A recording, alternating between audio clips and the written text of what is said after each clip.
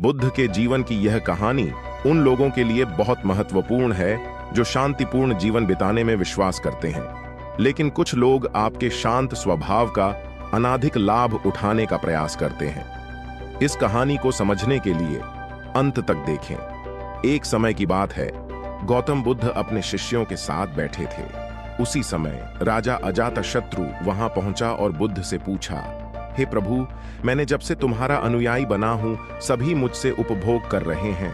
वे मेरी शांति का अनुचित लाभ उठा रहे हैं। मुझे आपके अनुयायी बनने से पहले सभी मुझसे डरते थे, क्योंकि मैं बहुत क्रूर था।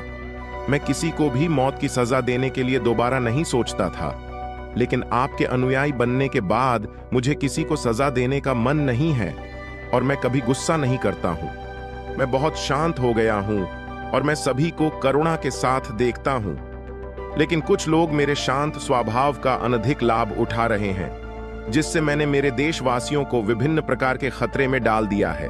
इसके कारण मैं अपने देश के शासन में कई समस्याओं का सामना कर रहा हूं। कृपया मुझे बताएं, अब मैं क्या करूं?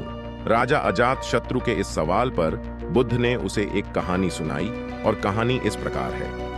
एक समय की बात है, एक बड़े पेड़ के नीचे एक गहरे खाई में एक जहरीला सांप रहता था।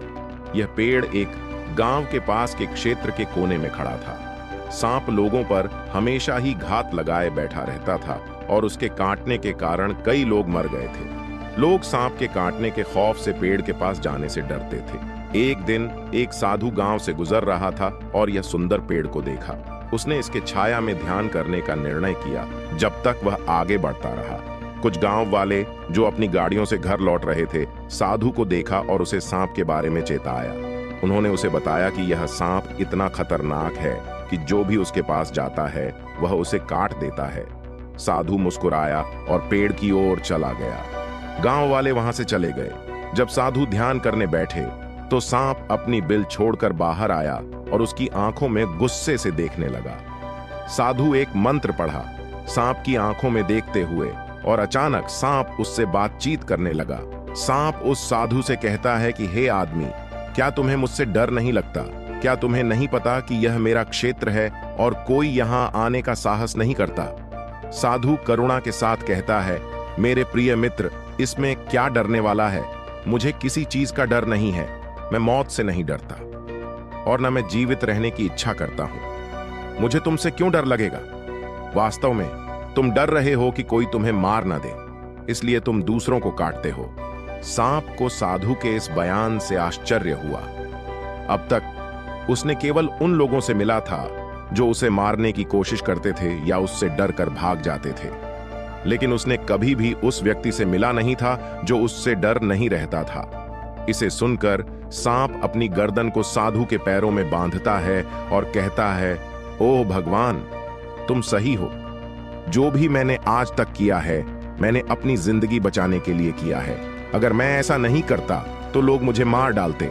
साधु ने कहा, तुम सही हो, लेकिन मेरे प्रिय मित्र, याद रखो कि जीवन एक दिन समाप्त हो जाएगा, इसलिए इसे बचाने के लिए दूसरों को मारना उचित नहीं है।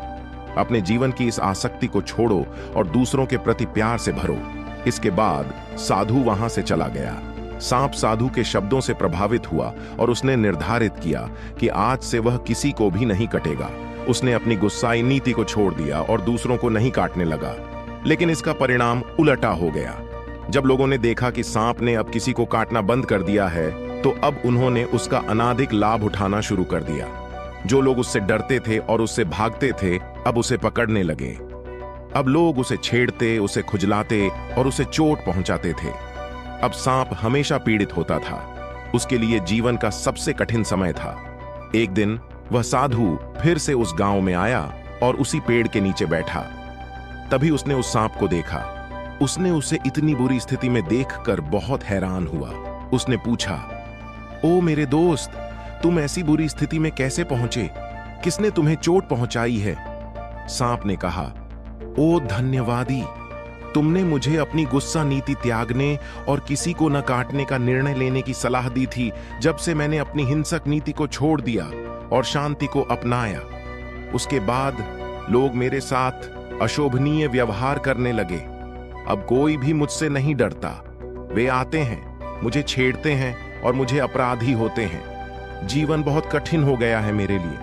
सांप के इस बात से सुनकर साधु ने कहा, मेरे प्यारे मित्र, लगता है कि तुमने मेरे प्रवचन को गलत तरीके से समझा है। मैंने तुम्हें कहा कि दूसरों को न काटो, लेकिन मैंने तुम्हें स्वरक्षा के लिए सिसकने से नहीं रोका। राजा अजातशत्रु को इस कहानी से क्या समझा? क्या आप मेरे प्रवचन को उस सांप की तरह गलत तरीके से ले रहे हैं?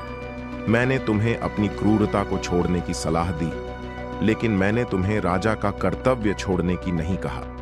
तुम्हें राजा का कर्तव्य निभाना है और बाहर से कठोर होने के लिए, ताकि तुम अपने राज्य में सभी को अनुशासित कर सको। तुम्हें अपने राज्य में न्याय की प्रक्रिया को बनाए रखना है, ताकि लोग तुम्हारे राज्य में शांतिपूर्ण रूप से जी सकें और उन्हें किसी भी प्रकार की असुरक्षा महसूस न हो। इसलिए तुम्हें अंदर से साधु की तरह और बाहर से राजा की तरह शासन करना है। हमारे आसपास की दुनिया में हमें देखेंगे कि अक्सर अच्छे लोगों के साथ ऐसा होता है।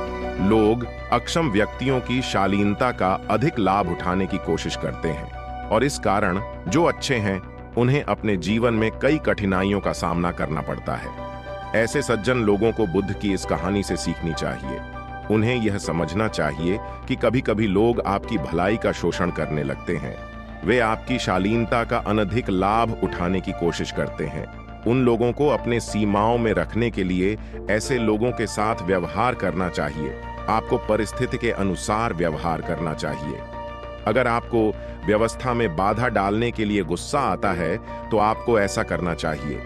आप अपनी आंतरिक चिंता को बिना परेशानी किए कर सकते हैं। जैसे कि एक अभिनेता जो एक नाटक में गुस्से का अभिनय कर रहा है, लेकिन उसके अंदर से गुस्सा नहीं है, क्योंकि उसे पता है कि यह केवल नाटक का हिस्सा है। उसी तरह आपको इस दुनिया में चीजों को नियंत्रित रखने के लिए चालाकी से व्यवहार करना होगा। यह जीवन की कला है, और यदि आप इस कला को सीख सकते हैं, तो कोई भी आपको सफल और शांतिपूर्ण जीवन जीने से नहीं रोक सकता। यह एक ज्ञान के शब्द हैं। हमारी प्रेरणादायक कहानियां देखने के लिए धन्यवाद और मुस्कुराहट बनाए रखें।